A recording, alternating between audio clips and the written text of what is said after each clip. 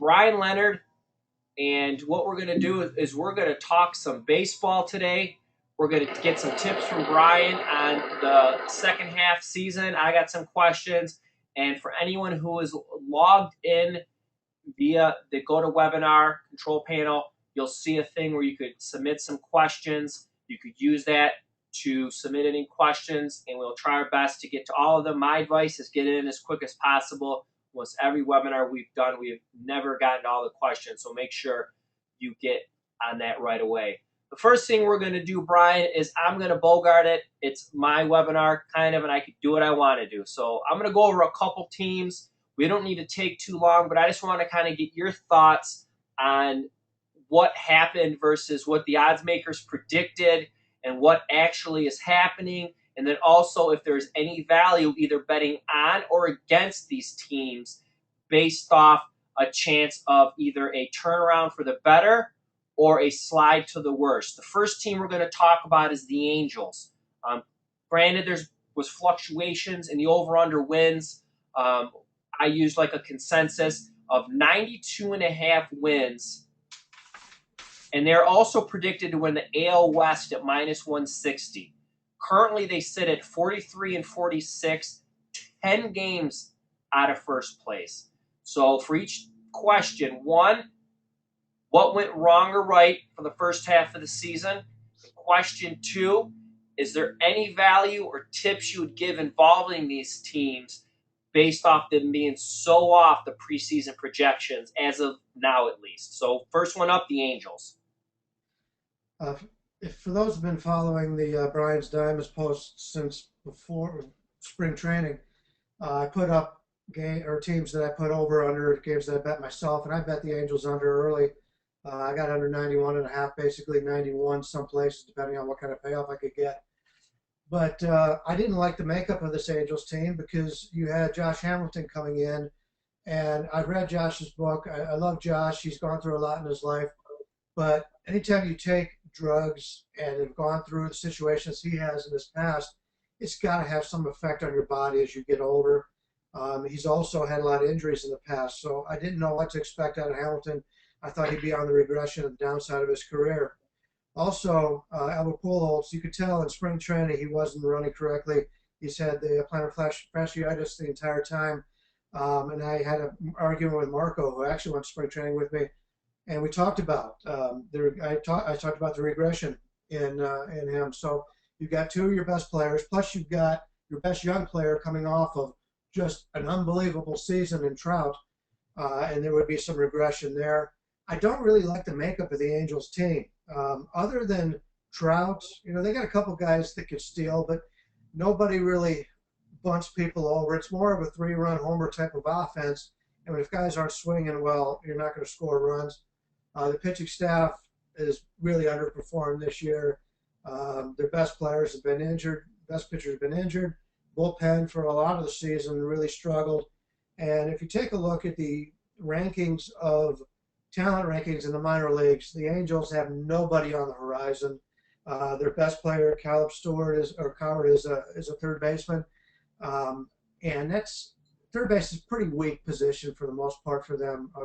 Velasco usually plays at third base, so they could bring Coward up. But other than that, they really have nobody in the minors they could bring up. So I don't know if this is going to turn around for the Angels. I think it's going to be a season in which they just don't make the playoffs, and they're going to cost their backers a lot of money. A quick funny story. I don't want to say funny because I don't ever like to make light of someone's, I don't know how to best say, tragedy or downswing in life.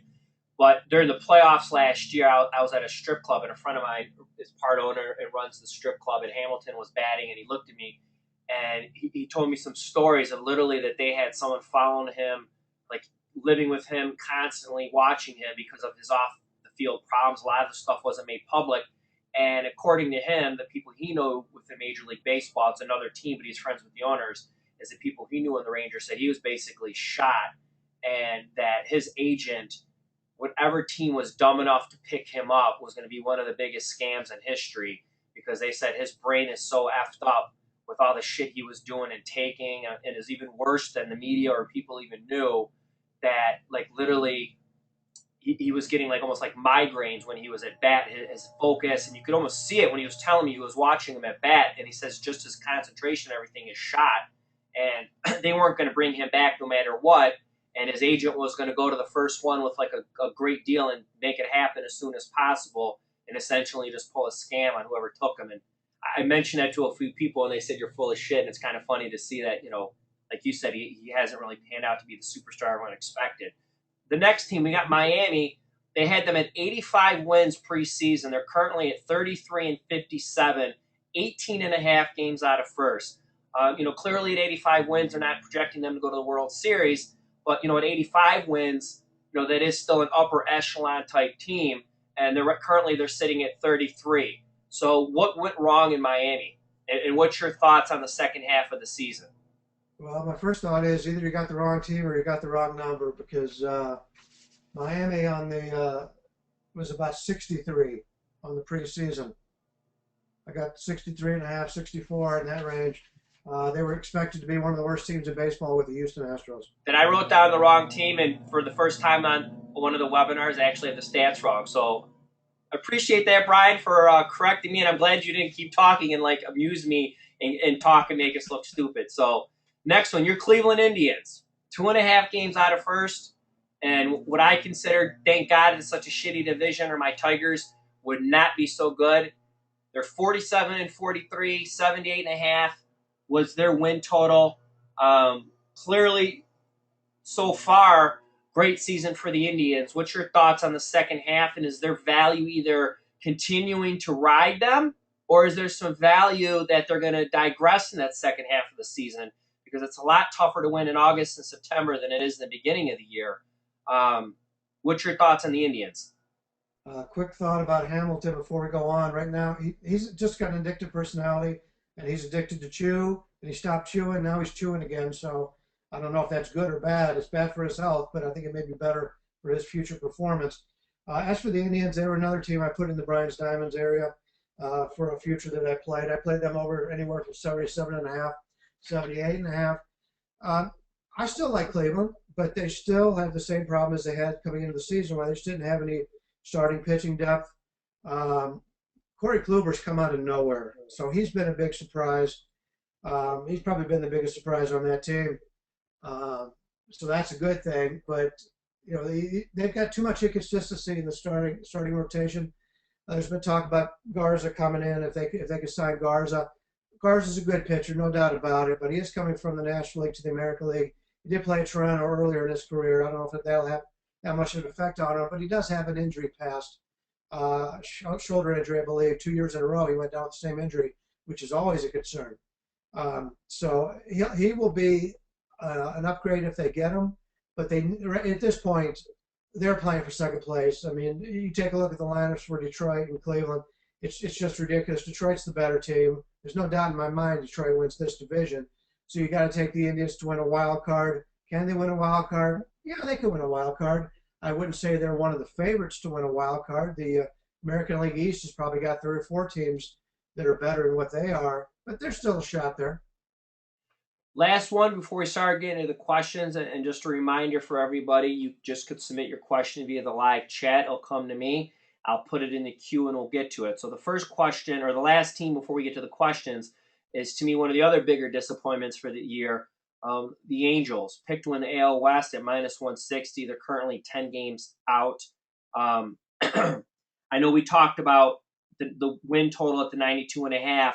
Do they have any chance to make a run? I kind of wanted to indulge in a little bit more into the Angels, because to me they are probably one of the bigger disappointments of the season. Do you think they have any shot, or do you just believe, like you said earlier, with the makeup of the team, that, stay away?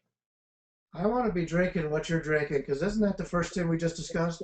That's why I was saying I wanted to get through them real quick and then double back. Do you think, despite what you said, that the odds maker will there be any value? Because what you're saying is the stuff a lot of people are saying, and a lot of times when there's a team that to me was picked to win, they play shitty. Everyone says why they're going to play shitty. That they start fading them. Do you think that there's any potential to maybe start playing on the Angels once the odds makers maybe start going the other way? Or do you think just they're just a stay away team? anytime you have a team playing in a major area, the LA area, that has overpriced players who entered the season expecting to make the playoffs, and I don't think they will. I don't think there's going to be any value. And like I pointed out, there's nobody they could bring up. Toronto's in a similar situation. They may have been one of the teams that you might have pointed to. They were a team that we played under before the season started, and the reason we didn't like Toronto was because they had all these new guys coming into the lineup, and some of the players have even come out and said, they go, you can't bring a bunch of all-stars into a lineup without there being a little bit of a problem early on, because people don't know what their spot on the team is. Should I be the guy to speak up in the meeting? I don't want to step on somebody else's feet who's been here for a while, and that's the problem Toronto's gone through. And the only thing with Toronto is, even though they got the high-priced people, they're not one of those big media centers, even though Toronto's a huge city in Canada. It's not a Chicago. It's not an LA. It's not a New York. So the Angels and Toronto are very similar in that regard.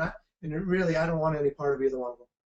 And that was the last team I was going to ask you about. Is Toronto's picked to win the AL East. Not a minus 160 like the Angels, but a consensus line of about 155 plus.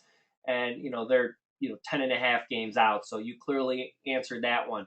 So we're going to start getting to the questions. I'm seeing some new ones pop up into the queue. I'm going to try my best to get through them. I'm going to go through some of the ones that were sent to me prior to the webinar. And the first one is I'm going to take this question and kind of add my own little flair to it because I love this question, is almost across all sports for certain events, whether it's bowl season, whether it's the NBA playoffs with the infamous zigzag, there's certain things that handicappers will pick up based off the scheduling or whatever it is that players and teams and whatnot are kind of irrelevant, that it's almost like, I hate to use the word system. For baseball, one, leading into the All-Star break, is there any tips, advice, or things you look for? And then second, coming out of the All-Star break after that layoff, is there anything that you just kind of zero in on based off his history, I guess you would say? So we'll go first. Leading in, as we're heading towards the All-Star break, Bryan, is there anything that you're looking for that historically you think has value as these teams are about to head to the break after the first half of the season? Yeah, actually, we did a video last night, Fezzik and I. We talked about this afternoon's game between Cincinnati and Milwaukee, and I played that game under, and this is a perfect situation. This is the last series before the All-Star break. They played an early game today, and they're going to travel. In fact, Cincinnati has to go to Atlanta. That's a pretty long trip from Milwaukee. And then Milwaukee has to fly all the way out to the West Coast to play Arizona. So, well, if you're anything like me when I was at school, not only the last day before the season or the school year ended were you so excited you couldn't study, couldn't think straight, that entire last week was that situation. Cincinnati, for one point, the travel is a situation where I thought that they'd want to get out of there early today and just get on to the next place. So we played the under, and we got lucky. I mean, the end of the game could have gone either way, but we ended up cashing it. But Milwaukee is a team who's had a lot of injuries earlier on in the season. They came into the season about an 81 win team. They had expectations of possibly being a playoff contender. They have not played well. The guys they brought up from the minors, Hellwig again today, did not pitch well. So their future the rest of the year is not looking up. And they're sitting there, they go, let's get this game over with, go to Arizona. We'll be on the West Coast. At least the weather will be nice in Arizona, and we're in the dome, and so it's not going to be too hot if they close the dome. And they're thinking right now, if you're a player on the Milwaukee Brewers, you're thinking, when is this All-Star break? I want some time off. Right. So it would make a lot of sense to me that they would be swinging earlier in the count, that their concentration level wouldn't be so high. And those are the teams that, in my opinion, that are not high in character, guys that had higher expectations coming into the season. Those are the teams that I don't really want to be backing a lot coming into the break. And it's very similar coming out of the break. I use this in the NBA. I always like to play the San Antonio Spurs coming out of the break because it's a veteran team, knows what they have to do.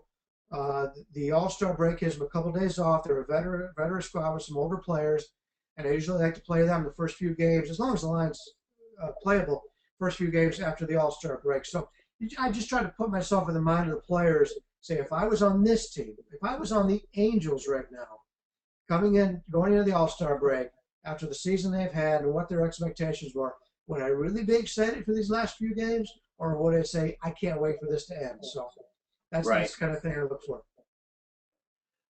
Next question. And this is, I hate to piss everyone off, but this is one I have to ask you, Bryan, because you're somebody who's big on line value and whatnot. And I kind of want to log into the back end to show you, but I don't want the book to find out that I have admin access.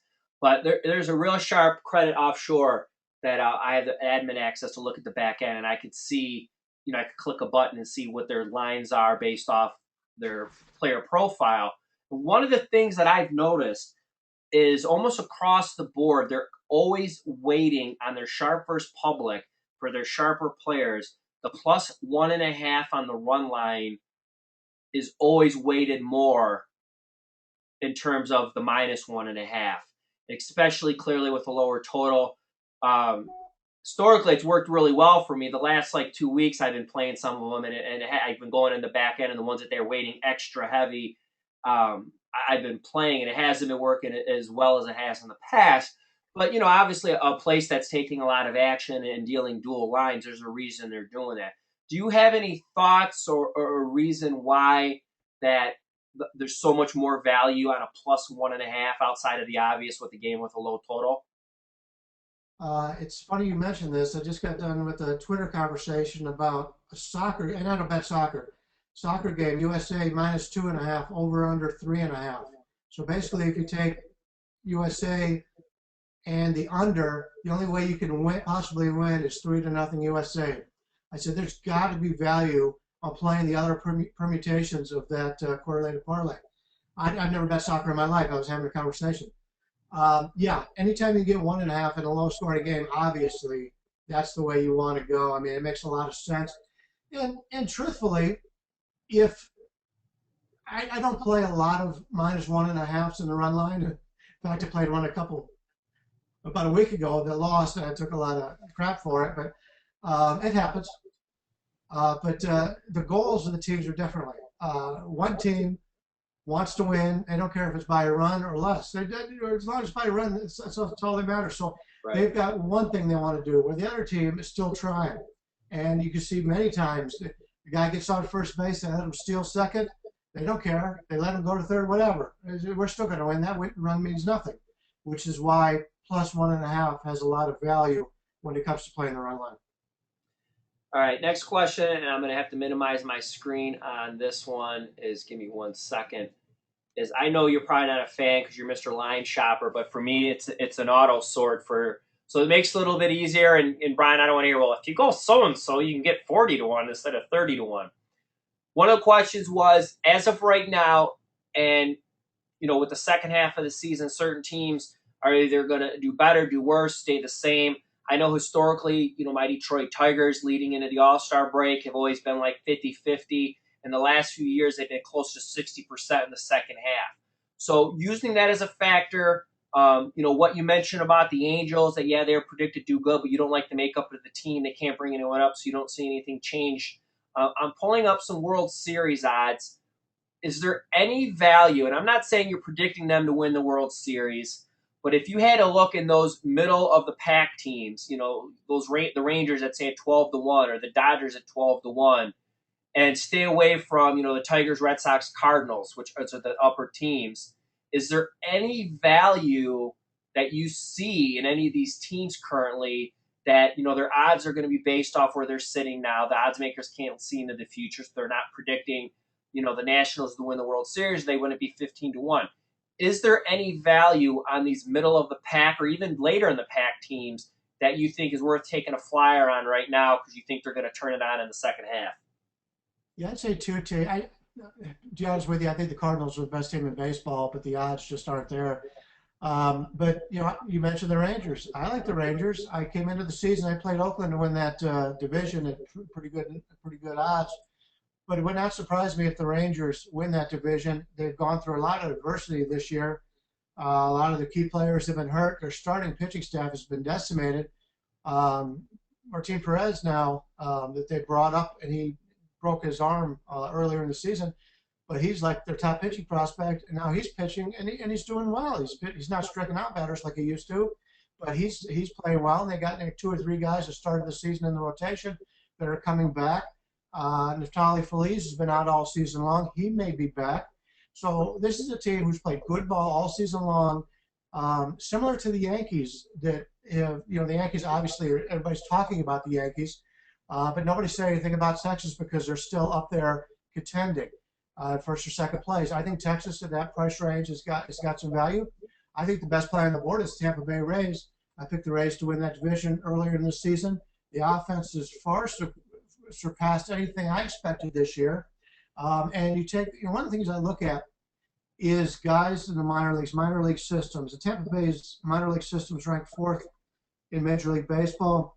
Will Myers is up now. He was in the minors virtually the entire season until now. They got Jake Odorizzi down there. They've got Chris Archer's pitching up there now. They have more starting pitching depth than anybody in Major League Baseball. They've had the former Fausto Carmona's been up there putting in a lot of innings this year, but he shouldn't be on that rotation. The only reason he's up there is to limit the amount of innings some of their younger pitchers down in the minors can have. So I think Tampa's a team right now that even if they don't win that division, they'll be able to grab one of those wild cards. I like Tampa. In fact, I was running around today and I was able to find 22-1. I didn't bet it yet because I think I can find better, but I think Tampa's got a nice shot. I think that was the team when I was back in Vegas. When me and you and Fez, we did a baseball video, and I think we are like universal that we felt that the Yankees were going to be disappointing, and I think it was a pretty much consensus across all three of us that we felt that the Rays would be ahead of the Yankees, the Red Sox would be ahead of them, and the Yankees would be at the bottom rung of their division. So, knocking on wood, it looks like we are so far dead on right on both the Yankees and the Rays. So, yeah, worked out pretty well. Next question. According to your homepage, you're a little over 20 units on Major League Baseball underdogs. What are some things you look for when playing underdogs in baseball? Those are plus money underdogs, which means if we're getting plus 101 or better, basically we're getting a better payoff back than what we'd have to pay. For example, today in the Bryan's Diamonds, we used the Mets at plus 180. Basically, it was very simple to me. We had equal pitchers. Wheeler pitched here in Las Vegas. So I got to see him a few times, know all about him against Kane. And Kane's been a disappointment this year for San Francisco. San Francisco's one of these teams, if you're looking to bet against a team in the second half, I could definitely see San Francisco going into the toilet here. They don't have anybody in the minor leagues that they could bring up that could really help them. They've got one pitcher down there. I don't think he's ready, Crick. So that's the kind of thing I look for when I play an underdog. First thing you got to look for is the starting pitcher. We want to look at how the teams are playing. Most of the time, we get a lot of value. For example, as much as I like the St. Louis Cardinals, I was able to go against them a few times a couple weeks ago at good plus money prices because everybody said, well, Cardinals are the best team in baseball. Well, overall, in the course of the season, they may be the best team or one of the best teams, but during that current stretch, they were really struggling. And you'll find this a lot. A key player will go out of the lineup. In fact, I had lunch with our good old friend Marco D'Angelo today, being for Pittsburgh. We talked about Neil Walker. And Pittsburgh, I think, has lost 4 straight games now, and it has some sort of a correlation because Neil Walker's not in the lineup. Now, granted, he's been in and out of the lineup a lot this year, but, Marco says, he means so much to that offense, and he's a good defensive player, fills up that position. Him not being out of the lineup, ESPN's not going to talk about Neil Walker not being in the lineup for Pittsburgh. He's not one of those guys that gets all the headlines. So when a guy like that goes out and that guy has some value, you can start betting against those teams. And, Pittsburgh is starting to fall back to the pack a little bit. I still think they're a good team, but, they'll finish probably third in that division. But taking a look at starting pitchers, like I said, with that Wheeler against Kane, Kane's been disappointing. I thought talent-wise, Wheeler was right out there. I couldn't understand that line at all.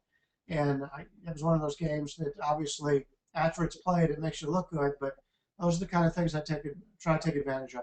And I'm going to jump this question ahead of the ones remaining just because it kind of correlates to what you just said. This question comes from someone from the live module. Rich wants to know, how do you evaluate an MLB line for value? And I think that kind of goes into what you said in Dr. Ed, God bless his nerdy soul, is his big game he had a couple weeks back. It was like a plus 160 or plus 150 underdog for his big game. And, if you read his analysis, he didn't even say they were for sure going to win. He just felt that there was so much value that it was a must play. So what are some things you look at to evaluate an MLB line for value? Yeah, it's interesting you brought that up because there was talk in a forum the other day. I had I can't think of what the number was. I had a 3-unit play on like a plus 145 underdog, and somebody mentioned they were disappointed. I said, well, we're all disappointed. I said, but a plus 145 underdog is not supposed to win. It's supposed to lose. The numbers say it's only going to win, 40% of the time or whatever. I'm in this for the long haul. I'm in it to make money for my clients the entire season. There is value on big underdogs. It's just like there's value on favorites. I'm not one of those guys that's going to give you a 180 favorite. Anybody, you can talk to anybody in the street, go to the sports book and find the loudest guy in the sports book. He can give you a 180 favorite. He can give you a $2 favorite. What you have to do after you lose one of those games, the other day, the Rangers with Yao, or not Yao, you Darvish. He was like a 350 favorite. He lost. They didn't hit for him. I mean, you could have the best player in the world on the mound, and you guys don't hit, you're in trouble. So that's why I don't play a lot of big favorites. And it's basically I try to look at a game, what I think the true line should be, and I compare it to what their line is. And so much of it is public. So much of it is what a team has done in the last day or two, which I don't pay as much attention to as what they've done in the last 2 weeks. Why is this team all of a sudden starting to play better or worse? Just so many things you can take a look at in there. And, I can get more people picking winners with the favorites, but you've got to pick such a higher percentage to make up for it. It's 67%. The 2-to-1 favorite, you got to win 67% just to break even. In the game I gave out the other day, I had to win 40% to break even. And I thought it was a better situation than that. And so that's why I played it. I'm not afraid to play any dog on the board. I mean, there's value on any of them. But so that's why I specifically put down there on those underdogs. If you see, sure, I'm only 500 record, but look at all the profit we have made, with basically two units on each game. Right. And this goes into alternative lines. This is the next question. Bryan, do you feel there's any value betting on alternative type run lines, or do you just think that the books are juicing them too much and to stay away? Yeah, there's some value. You had talked earlier about plus 1.5 on a low total game. If you're playing a game in Wrigley Field with the wind blowing out, the total's 12. You're playing a game in Colorado, wind's blowing out, total's 13. I think there's a lot of value in possibly laying 2.5 runs, something of that nature. Because chances are, anytime you get a higher total game, that means there's going to be more scoring. Anytime there's more scoring, there's more variables. It's like if you take a look at an NBA game and the total's 170, you're rarely going to see a blowout in a 170. Total's 220, you can see 140 to 80 final. I mean, it all depends on how the game is played. So that would be the time that I would play something like a 2.5 if it's a high scoring game and in a situation like that where the wind's blowing out. All right. I'm going to give it to you, Bryan. We're nearing the All-Star break, obviously. Your second half baseball package is up, and for everyone who is watching this now and anyone who watches in the next 24 hours, there's going to be a coupon at the end. I'm going to give you a discount on Bryan's baseball second half. I guess I'm going to give you a couple minutes, Bryan, for the people listening. What are some reasons, if I'm sitting here watching this or listening now or in the next 24 hours on the archives, why should I invest in Bryan Leonard in the second half of Major League Baseball? And just for all you newbies out there, that is through the World Series. We're not like those old school people that are going to sit there and constantly upsell. So if you buy the second half, it means the second half. So, Bryan, before I get to a couple more of the questions, I'm going to give you a couple minutes. You produce so much great content for pregame and the radio shows, the videos. And if you watch those videos on a radio show, it's not call the free score phone or call the office now. It's just Bryan's free pick, bunch of great content. See you later, guys. So I'm going to give you a couple minutes of why someone should invest with you in the second half. Okay. Baseball is the one sport that I just love. I'm just a huge baseball fan. I go to spring training each and every year, Florida and Arizona. I think next year I'm going to hit them both. It's just something that I follow a lot. I do play fantasy baseball, so I think it might have a little bit something to do with it. Baseball is a slower sport. It's a slower time of the year. I'm able to watch more games than I can during an NBA season, college basketball season. So, and there's only 30 teams or so in which I have to pay attention to. So it's something that I'm definitely involved in every day. Unlike football, where, to be honest with you, there's guys out there that could take 2 or 3 days off a week during football and still get their work in because you have plenty of time to get those limited amount of games in. Baseball is a constant grind, games day after day after day. And I'm there with you. You could ask me, what did this guy do last night? And I have a pretty good idea after watching the game or looking at the box scores. And as I mentioned, it's a grind. We sell daily picks. Everybody sells daily picks. There's a demand for that. And obviously, I want to win every single day. But the guys who make money at this, the guys that are in it for the long haul, or the guys that buy the long-term packages, it's better for me because it gives me more time to show you that I can make money for you. And it's also better for you because it saves you a lot of money. I mean, obviously, especially when you discount the packages. So, everybody I know that does this for a living, even when I trade plays with other guys, they'll come up to, they'll send me something about, I really like this game. I'll say, all right, well, unless I've been playing that guy's plays all season long, I'm not going to blindly play it. So Right. I'm looking at long term, and as you mentioned, I'm not a big hype guy. I get excited about these games, but there's no such thing as a lock out there. And if anybody's ever heard me on the radio or seen my videos, I'm pretty laid back. I try to be just like I would like somebody to be if I was buying information from them. And that's just the way I do things. All right, we'll go back on to the questions, and Brian is not kidding. He is probably the only other guy that's probably less, I guess, flashy than Brian is maybe Dr. Ed, because he's just so analytical. I don't think he has flash in his soul at all. Brian, on past webinars, we've heard different pros, heard it in the forums, that there is value on first 5-inning bets if you can get a team that doesn't have a good bullpen.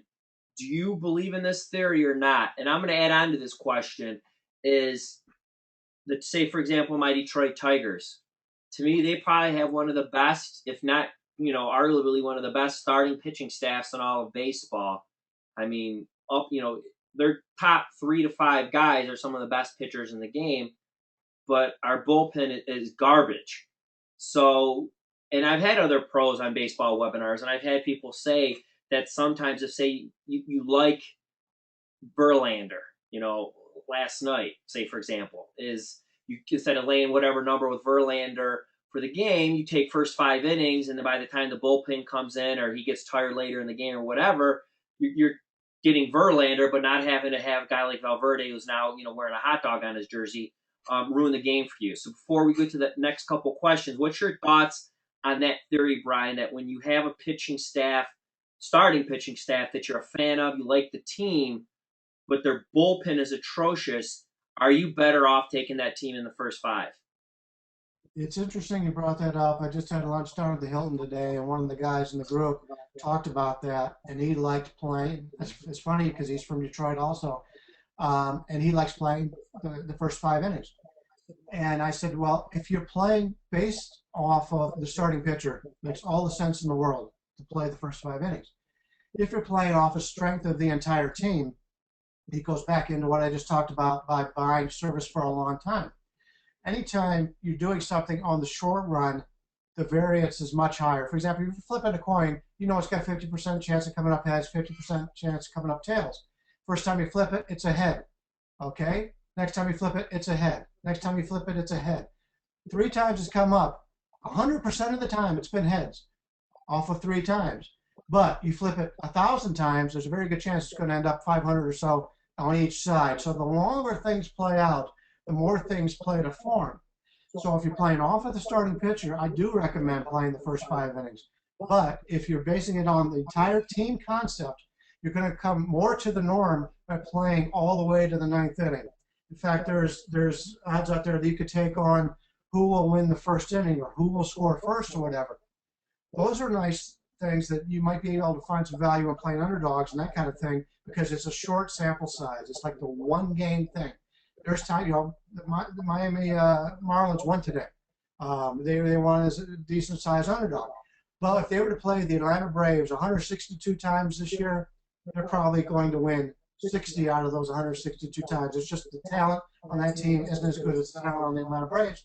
From the short run, yes, you can make money with that short run looking at it, but in the long run, I would much rather have the better team if you're playing it in that regard.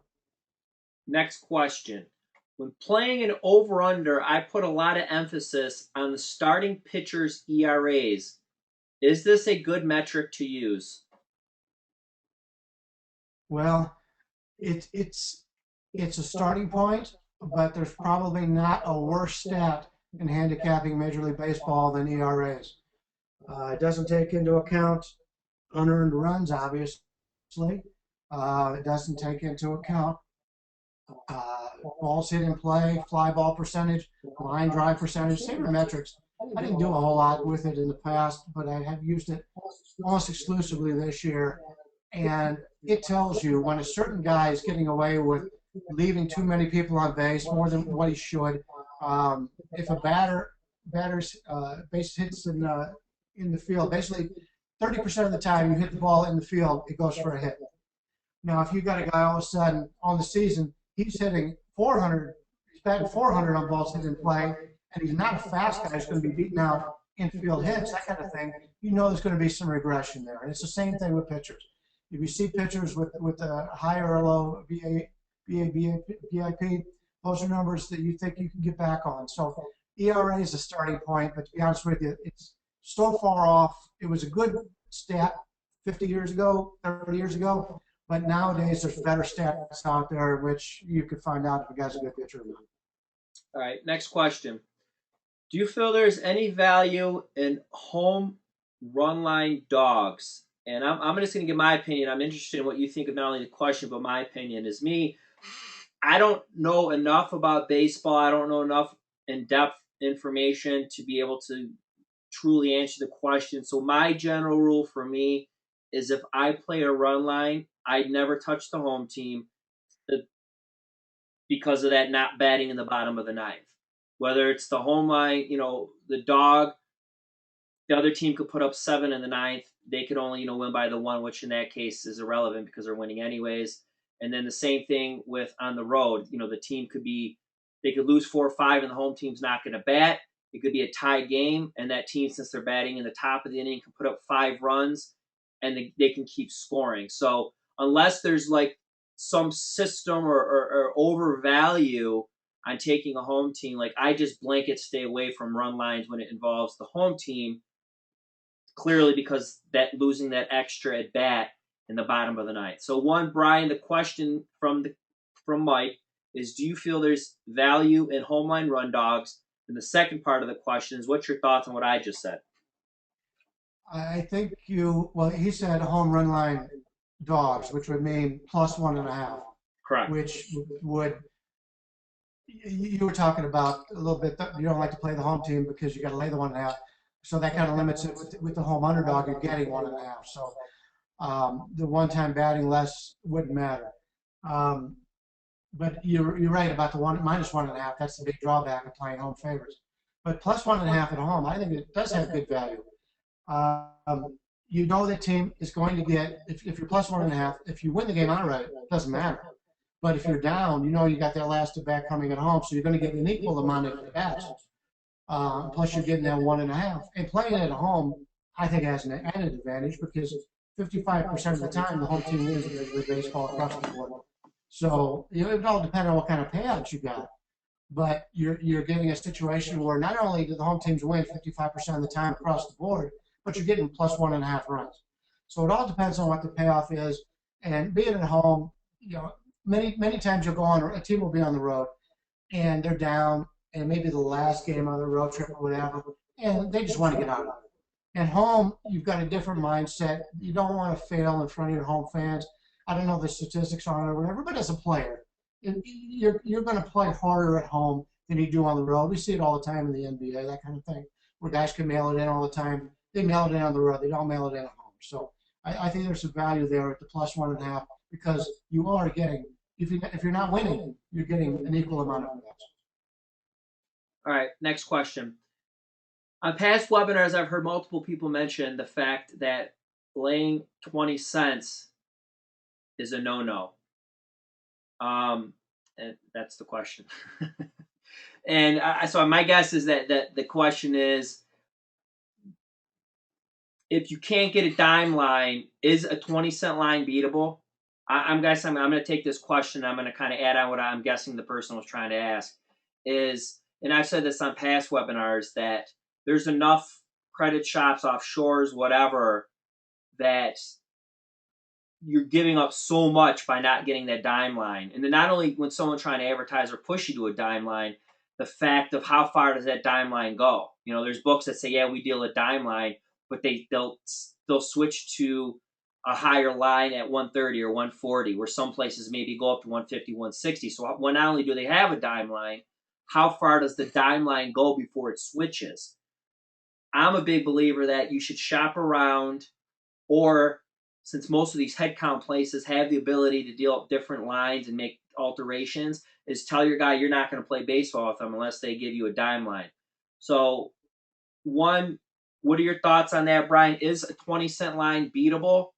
And if not, what are your thoughts on, you know, a dime line? Is it something, if you can't get the dime line, you shouldn't even bet baseball? Well, as to in legitimate books, the only book I know out there that has a 20-cent line, I think, is Chris. But Chris, sometimes you can still find value in betting into it because they might have -140 +120, where other places will have -135, you know, plus 125 or whatever. So there's certain spots where, yes, you will find once in a while as good or maybe even a better line betting into the 20 cents. So I don't want to make a blanket statement in that regard. But overall, if you had to play every single bet you placed into a 20-cent book, I don't know anybody who would play it, even if you're a good baseball handicapper. There's other things which you can do to make money. You could be betting WNBA right now. You could be betting Canadian football, as long as you're not paying 20% juice. There's not enough advantage in it to play it on a day-to-day basis. But on individual games, you can still find some value. Right, and just real quick is, you know, for a lot of people who are listening now or, you know, going to be watching in the archives, is you got to remember Brian's also in Vegas.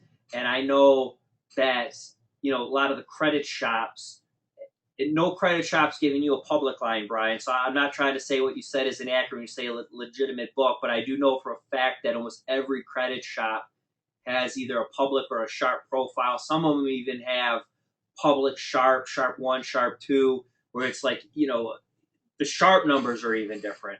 And I know for the most part, most guys always will dump guys on a public line because everything from the tennis to the baseball, everything is juiced more.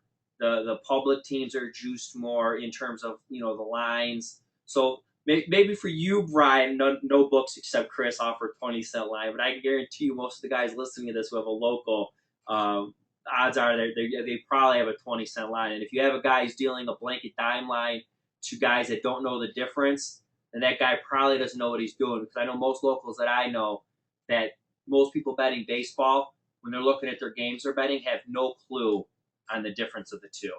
So we got about 10 minutes left, Brian. For the first time ever, and kudos to you. When I got my man VR on, he babbles more than I do, actually. You got right to the point, got the information out. We went through tons of stuff. So what I want to do now is anybody who's watching this or in the next 24 hours, and real quick before we go to this, I want to jump in. This is very nice of you, Paul. And me and Brian are actually talking before we went on the air that I told him that his Brian Diamond is, you know, getting 500 plus views on a daily basis. That a lot of people really appreciate, you know, what Brian does. And Paul wanted to have me share this with you, Brian. He said, no question, but I want to say thanks to Bryan for your free daily picks and answering all the questions in the forum. And I think that's one of the things that's the difference on us and other sites is, you know, people go on losing streaks. People have losing seasons. I mean, nobody's perfect. But I think all in all, dollar to dollar, I'll take the Pepsi challenge with what me and RJ have at pregame, with the content and the time that these guys put in with the videos, the radio show, the audio, doing podcasts with Gil, loading free picks, posting daily stuff on the forums, coming in and interacting with the audience.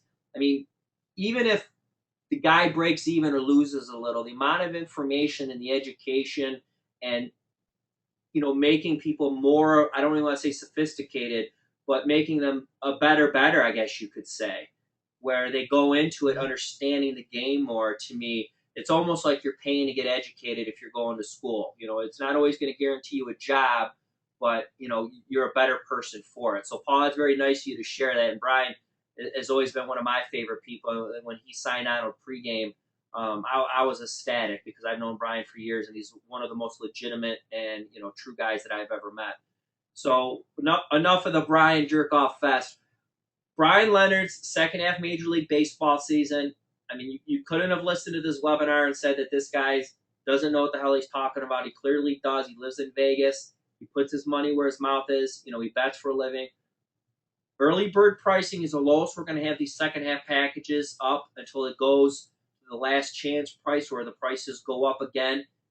BL, that stands for Bryan Leonard for all you stupid people out there. BL25. It's going to be take 25% off Bryan Leonard's second half Major League Baseball season. And this coupon will only be good for the next 24 hours. So coupon BL25, good for the next 24 hours. I can't make any exceptions to that. It's my way of saying thanks for everyone who listened, and my way to say thanks to Bryan and hopefully get him some customers for the second half for taking the time to this webinar. So, Bryan, as always, before we close out, is there any closing thoughts or things you want to say before we call it a night? Yeah, I want to thank Paul for the kind words. And to be honest with you, everybody I work with out here in Vegas, everybody wants the same thing. Obviously, you know, we're doing this because to pick up some extra cash, but regardless if you buy our plays or not, if you're learning and you can make more money yourself from gambling, that's all we care about. So, you know, everybody has your intentions, your better intentions in mind, and we really want you to win, whether you're buying me, you're buying another handicapper, or you're doing it yourself. We just want everybody to become a better handicapper. And, you know, I'm 51 years old. If I had something like pregame when I was young, I could have saved a lot of money and a lot of headaches by listening to people like that. True enough. Bryan, as always, a gentleman and a scholar. I want to thank everyone who sent the questions in beforehand. I want to thank everyone who sent the questions in during the live webinar. I want to thank everyone who was listening and watching. And then for the people who are going to be watching this on the archives, I want to thank you too. And don't forget, 24 hours, BL25, Bryan Leonard, Major League Baseball second half, 25% off the early bird pricing. That's going to do it. I'm Johnny Detroit. I'm the People's Champ. He's Bryan Leonard. We're pregame.com. That's going to do it. And as always, from me to you, best of luck.